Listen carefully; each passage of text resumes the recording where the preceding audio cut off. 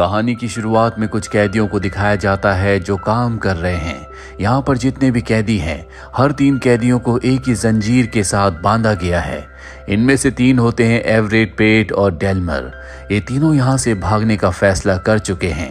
जल्दी ये भागने में कामयाब हो जाते हैं, लेकिन ये एक दूसरे से दूर नहीं जा सकते क्योंकि ये सब के सब एक ही जंजीर से बंधे हुए हैं। जेल से भागने का सबसे बड़ा मकसद ये होता है कि इन्हें खजाने के बारे में पता है और ये उस खजाने को ढूंढना चाहते हैं। इनके सामने रेलवे का एक ट्रैक आता है और तभी उस ट्रैक पर एक ट्रेन आती है। ये तीनों के तीनों ट्रेन को पकड़ने के लिए उसके पीछे भागते हैं। एवरेट ट्रेन पर चढ़ जाता है जहां पर कुछ लोग बैठे होते हैं। वो कहता है कि तुम में से कोई हमारी जंजीरों को काट सकता है। उसे ये ध्यान ही नहीं रहता कि उसके दोनों साथी अब भी नीचे हैं जो ट्रेन नहीं पकड़ पाते। जंजीर से बंधे होने की वजह से वो भी ट्रेन से बाहर आ जाता है, जिसके बाद ये एक दूसरे को ब्लेम करते हैं। तब ये देखते हैं कि ट्रैक के ऊपर एक ट्रॉली आ रही है जिसे एक बूढ़ा आदमी चला रहा है। हालांकि इन तीनों ने कैदियों के कपड़े पहने हैं, लेकिन वो पहचान नहीं पाता क्योंकि उसकी आंखें खराब होती है। ये एक ब्लाइंड मैन है। ये उसकी ट्रॉली के ऊपर बैठ जाते हैं। ब्लाइंड मैन कहता है कि तुम बिल्कुल सही रास्ते की तरफ जा रहे हो। जल्दी तुम्हें मंजिल के साथ कुछ ऐसा मिलेगा जिसकी तुमने उम्मीद नहीं की होगी, लेकिन ये रास्ता इतना आसान नहीं होगा। तुम्हें बहुत सी कठिनाइयों का सामना करना पड़ेगा। अगर तुम हार नहीं मानोगे तो जल्दी तुम्हें सब कुछ मिल जाएगा। इन तीनों को लगता है कि अब इन्हें खजाना मिलने वाला है। ये ईश्वर का एक संकेत है, पर सबसे पहले इन्हें अपनी जंजीरों को काट कर एक दूसरे से अलग होना होगा। इसीलिए पेट के कजन के घर जाते हैं जो इनकी जंजीरों को काट देता है। रात को वो इन्हें खाना खिलाता है और जब ये सो रहे होते हैं तभी बाहर से इन्हें आवाज आती है। इन्हें पता चलता है कि बाहर पुलिस आ चुकी है। दरअसल पेट के कजन ने उसे धोखा दिया है। उसने इनाम के लालच में पुलिस को इन्फॉर्म कर दिया होता है। ये तीनों के तीनों एक अस्तबल में सो रहे होते हैं। पुलिस इन्हें बाहर निकालने के लिए उसमें आग लगा देती है, और इससे पहले कि इन्हें मजबूरी में वहां से बाहर निकलना पड़ता, पेट के कजन का बेटा वहां पर गाड़ी लेकर आता है, जिस गाड़ी में बैठकर ये तीनों के तीनों वहां से भाग जाते हैं। पुलिस को लगता है कि ये सब के सब मारे जा चुके हैं। कुछ दूर जाने के बाद इनकी गाड़ी खराब हो जाती है। पेट अपने कजन के बेटे को घर वापस भेज देता है और अब इन्हें गाड़ी ठीक करने के लिए एक पार्ट की जरूरत है। जब ये उस पार्ट को लेने के लिए जाते हैं तो इन्हें पता चलता है कि वो पार्ट 4 हफ्तों के बाद आएगा, पर ये इतना वक्त यहाँ पर नहीं रुक सकते। दरअसल इन्हें पता चला होता है कि जहाँ पर खजाना दबा हुआ है वहाँ 4 दिनों के बाद डैम का काम शुरू होने वाला है, यानी कि 4 दिनों में इन्हें उस जगह पहुँचना होगा। एवरेट कहता है कि मैंने तुम्हारे कजन के घर से सोने की एक घड़ी चुराई है। इस घड़ी को बेचकर हम नई गाड़ी खरीद सकते हैं। पेट कहता है कि तुमने अच्छा नहीं किया। दरअसल उसे उसकी ये हरकत बिल्कुल अच्छी नहीं लगती, और तभी बहुत सारे लोग सफेद कपड़े पहनकर इनके आसपास से गुजरने लगते हैं। इन्हें कुछ समझ नहीं आता कि ये लोग कौन हैं। ये उनका पीछा करते हैं। वो सब के सब लेक के किनारे जाते हैं जहां पर एक एक करके वो लेक में डुबकी लगाना शुरू कर देते हैं। दरअसल उन सब के लिए ये लेक बहुत ही पवित्र है। पेट भी उनके साथ लेक में डुबकी लगाता है, जबकि एवरेट ऐसा नहीं करता क्योंकि उसे अपने बालों का स्टाइल खराब नहीं करना। उसे अपने बालों से बहुत प्यार है। और अब ये सोने की घड़ी को बेचकर गाड़ी खरीद लेते हैं, जिसके बाद ये अपनी मंजिल की तरफ निकल पड़ते हैं। रास्ते में इनसे एक लड़का लिफ्ट मांगता है। ये उसे लिफ्ट दे देते हैं। वो बताता है कि मेरा नाम टॉमी है, मैं बोस्टन के क्लब में जा रहा हूँ जहाँ पर अच्छा परफॉर्म करने पर $10 मिलते हैं। दरअसल ये एक म्यूजिशियन होता है। ये सुनकर ये तीनों फैसला करते हैं कि ये भी उस क्लब में जाएंगे। अभी उस क्लब में पहुंच जाते हैं जहां का ओनर बताता है कि तुम्हें पुराने यानी कि विंटेज गाने गाने होंगे और जो भी कमाई होगी उसमें से $10 मैं तुम्हें दे दूंगा। अब ये भी तीनों परफॉर्म करना शुरू करते हैं। इनकी परफॉर्मेंस को सब बहुत पसंद करते हैं, जिसके बाद इन्हें $10 मिल जाते हैं।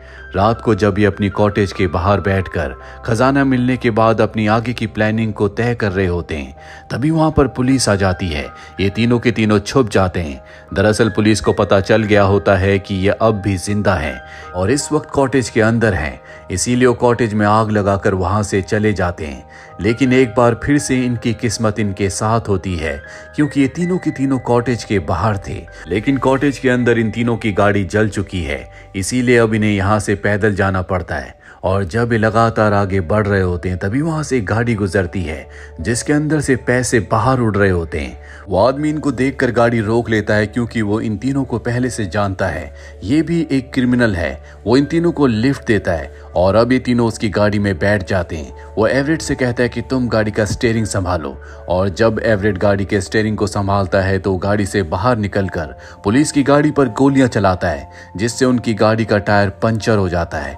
और अब ये चारों के चारों गाड़ी लेकर यहाँ से सीधा सिटी में एक बैंक के अंदर जाते हैं और बैंक को भी लूट लेते हैं। अब रात को जब ये चारों के चारों बैठे होते हैं तो वो आदमी जिसने इन तीनों को लिफ्ट दी थी वो कहता है कि मैं इस काम से बोर हो चुका हूँ, मैं एक काम बहुत ज्यादा वक्त तक नहीं कर सकता, इसीलिए मैं इस काम को छोड़ रहा हूँ। और ये कहकर वो वहां से चला जाता है। वहीं हमें उस क्लब के ओनर को दिखाया जाता है जहां पर इन तीनों ने परफॉर्म किया था। वहां पर उसके जितने भी कस्टमर्स होते हैं वो बार बार इनकी परफॉर्मेंस को, जो इन तीनों ने वहां पर परफॉर्म किया था, उसकी डिमांड कर रहे होते हैं। इसीलिए क्लब का ओनर अपने एक आदमी से कहता है कि जाओ उन तीनों को ढूंढ कर लाओ, इससे पहले कि कोई और क्लब उन तीनों को साइन कर ले। वहीं इन तीनों को दिखाया जाता है अब इनके पास कुछ पैसे हैं। ये एक शॉप में जाते हैं जहां से एवरेट अपने बालों को सेट करने के लिए एक जेल खरीदता है, लेकिन साथ ही शॉप के बाहर जो गाड़ी होती है ये उस गाड़ी को चुरा कर वहां से निकल जाते हैं। और जब ये जंगल के बीचों बीच होते हैं तभी इन्हें लड़कियों के गाने की आवाज आती है।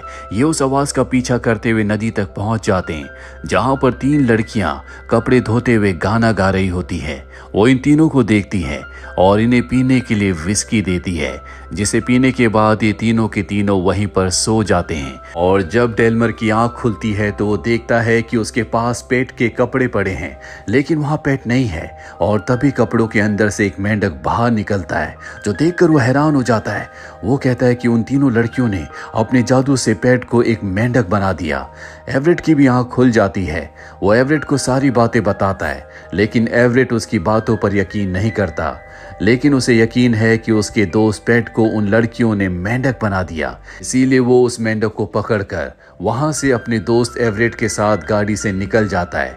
वो एवरेट से कहता है कि हम किसी जादूगर के पास जाएंगे और पेट को एक बार फिर से दोबारा इंसान बना देंगे। अब रास्ते में इन्हें भूख लग जाती है। ये एक रेस्टोरेंट में जाते हैं जहां पर एक मोटा आदमी इनके पास आता है। वो कहता है कि तुम्हारे पास गाड़ी है और मैं गाड़ियों का एक्सपर्ट हूँ, मैं तुम्हें गाड़ियों के बारे में बहुत इंफॉर्मेशन दे सकता हूँ ताकि खुद तुम अपनी गाड़ी को ठीक कर सको, लेकिन इसके बदले तुम्हें मुझे अच्छा खाना खिलाना होगा।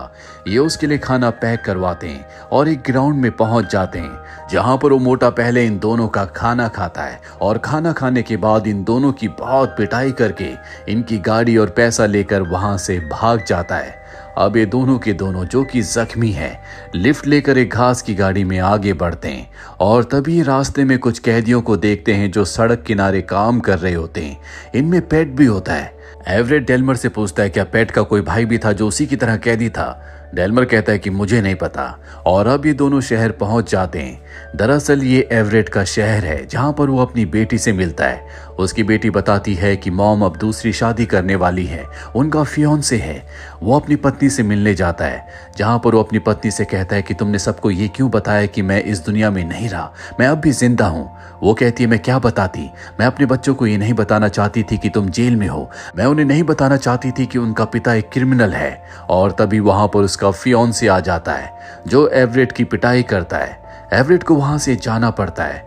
एवरेट किसी भी कीमत पर अपनी पत्नी को वापस हासिल करना चाहता है। वो बहुत दुखी है, इसीलिए वो अपना मूड चेंज करने के लिए डेल्मर के साथ मूवी देखने के लिए जाता है जहां पर कुछ कैदी भी आते हैं जिन्हें मूवी दिखाने के लिए लाया गया था और इनमें पेट भी होता है। वो पेट को पीछे मुड़कर देखते हैं और कहते हैं क्या तुम सच में जिंदा हो, क्या उन लड़कियों ने तुम्हें मेंढक नहीं बनाया था। पेट कहता है कि तुम कैसी बकवास कर रहे हो, मुझे पुलिस ने पकड़ लिया था। और अब ये पेट को एक बार फिर से पुलिस के चुंगल से आजाद करवा कर वहां से भाग जाते हैं। कहता है कि मुझे माफ कर दो, अब हमें खजाना नहीं मिल सकता क्योंकि पुलिस ने मुझे बहुत टॉर्चर किया था, जिसके बाद मुझे उन्हें अपना पूरा प्लान बताना पड़ा।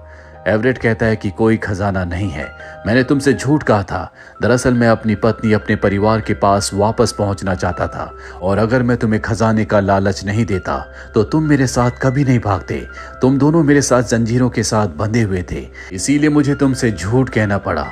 ये सुनकर डेल्मर को बहुत दुख होता है। वो कहता है कि 2 हफ्तों के बाद मेरी सज़ा माफ़ होने वाली थी, लेकिन अब क्योंकि मैं जेल से भाग चुका हूँ मुझे उम्र कैद की सज़ा होगी। तुमने ये अच्छा नहीं किया। ये आपस में लड़ना शुरू कर देते हैं। तभी इन्हें जंगल से अजीब सी आवाज़ें आती हैं और जब ये उन आवाज़ों का पीछा करते हैं तो वहाँ पर बहुत सारे लोग सफ़ेद कपड़े पहनकर खड़े होते हैं। साथ ही ये देखते हैं कि वहाँ पर टॉमी भी है, वही म्यूजिशियन जिसने इन्हें क्लब के बारे में बताया था जहाँ पर इन्हें $10 मिले थे। दरअसल उस वक्त उसने ये भी बताया था कि उसने अपनी सोल को शैतान को बेच दिया है, जिसके बदले वो बहुत बड़ा गिटारिस्ट बनेगा। और ये वही कल्ट होता है जो शैतान की पूजा करते हैं और आज ये टॉमी की बलि देने वाले हैं। लेकिन ये टॉमी को बचाना चाहते हैं। ये टॉमी को वहां से बचा तो लेते हैं, लेकिन इस कल्ट में वो मोटा आदमी भी होता है जिसने इनकी गाड़ी को और इनके पैसों को छीना था, इन दोनों को बहुत मारा था। वो इनका पीछा करता है, लेकिन ये चारों के चारों यहाँ से भागने में कामयाब हो जाते हैं। एवरेट अपने साथियों को बताता है कि मेरी पत्नी ने बताया था कि आज रात को वो एक डिनर पार्टी में जाने वाली है। शहर में इलेक्शन होने वाले हैं और इसीलिए उस पार्टी को दिया गया है जहां पर शहर के बड़े बड़े लोग आने वाले हैं। एवरेट अपनी पत्नी से रिक्वेस्ट करना चाहता है कि वो उसकी जिंदगी में वापस आ जाए, इसीलिए वो अपने साथियों के साथ भेष बदल कर वहां पर परफॉर्म करने के लिए पहुंच जाता है और ये उसी गाने को परफॉर्म करते हैं जो इन सब ने क्लब में परफॉर्म किया था। दरअसल वो गाना बहुत फेमस हो चुका है। यहाँ पर एवरेट अपनी पत्नी से रिक्वेस्ट करता है, लेकिन वो उसकी बात नहीं मानती और अब जो गवर्नर के इलेक्शन के लिए आदमी खड़ा हुआ होता है वो उसी कल्ट का सदस्य होता है जिस कल्ट से ये टॉमी को छुड़ा कर बचा कर लाए हैं। वो इन सबको पहचान लेता है। वो माइक पर सबको बता देता है कि ये कैदी हैं, इन्हें अरेस्ट कर लिया जाए, और कोई उसकी बातों पर विश्वास नहीं करता, जिससे उसे गुस्सा आता है और बोलते बोलते वो अपने कल्ट के अपने व्यूज के बारे में बहुत सारी बातें बोल देता है, जो सुनकर सब लोग हैरान हो जाते हैं और उसे मार मार कर वहां से भगा देते हैं। जिसके बाद सब इनकी परफॉर्मेंस को बहुत इंजॉय करते हैं। गवर्नर, जिसका अब कॉम्पिटिटर यहाँ से भाग चुका है, वो इन सब से बहुत खुश होता है। वो कहता है कि ये बहुत ही टैलेंटेड है, हमें इन्हें जिंदगी में एक मौका और देना चाहिए, इसीलिए मैं इन तीनों की सजा को माफ करता हूँ। ये तीनों के तीनों बहुत खुश हो जाते हैं। साथ ही यहाँ पर एवरेट की पत्नी भी उसे माफ कर देती है। वो एक बार फिर से उसके साथ रहना चाहती है, पर एवरेट देखता है कि उसकी उंगली में वो रिंग नहीं है जो उसने उसे दी थी, बल्कि उसके फियोंसे की रिंग उसके पास है। वो बताती है कि वो रिंग मैंने तुम्हारे पिता के घर पर रख दी थी और अगर तुम मुझसे शादी करना चाहते हो तो तुम्हें उस रिंग को लाना होगा। एवरेट कहता है कि ठीक है, मुझे कुछ दिनों की मोहलत चाहिए, और अब वो अपने दोनों दोस्तों के साथ अपने पिता के घर की तरफ निकल पड़ता है। दरअसल अपने दोनों दोस्तों को जो खजाने की लोकेशन उसने बताई थी वो उसके पिता का घर था। ये तीनों के तीनों वहां पर पहुंच जाते हैं जहां पर जेलर पहले से इनका इंतजार कर रहा था, क्योंकि पेट ने पुलिस को इस लोकेशन के बारे में बताया था और ये भी कहा था कि यहाँ पर खजाना है। जेलर ने इन तीनों के लिए यहाँ पर कब्र खुदवाई होती है। वो कहता है कि अब तुम तीनों को मुझसे कोई नहीं बचा सकता, मैं तुम तीनों को सजाए मौत देता हूँ। ये बताते हैं कि गवर्नर ने इनकी सजा को माफ कर दिया है, लेकिन वो इनकी बातों पर विश्वास नहीं करता और अब इन तीनों की जिंदगी का अंत आ चुका है। एवरेट ईश्वर से प्रार्थना करता है और तभी यहाँ पर फ्लड आ जाता है, जिससे बहुत ज्यादा पानी भर जाता है। ये तीनों एक डेस्क को पकड़कर तैर कर वहां से बच जाते हैं और ये डेस्क उसी घर के अंदर था जो घर उसके पिता का है। एवरेट को डेस्क के अंदर रिंग मिल जाती है, जिसे लेकर वो अपनी पत्नी के पास वापस पहुंच जाता है और उसे वो रिंग देता है। उसकी पत्नी कहती है कि ये वो रिंग नहीं है जो तुमने मुझे दी थी, बल्कि ये तुम्हारी आंट की रिंग है, इसीलिए मैं तुमसे शादी नहीं कर सकती। अगर तुम मुझसे शादी करना चाहते हो तो तुम्हें उसी रिंग को वापस लाना होगा। और ये कहकर वो वहां से निकल जाती है। यानी कि एवरेट को अब भी उस रिंग को ढूंढना है ताकि वो अपनी पत्नी से एक बार फिर से शादी कर सके। और इसी के साथ ये फिल्म, ये कहानी यहीं पर खत्म हो जाती है। उम्मीद करते हैं कि ये कहानी आपको पसंद आई होगी।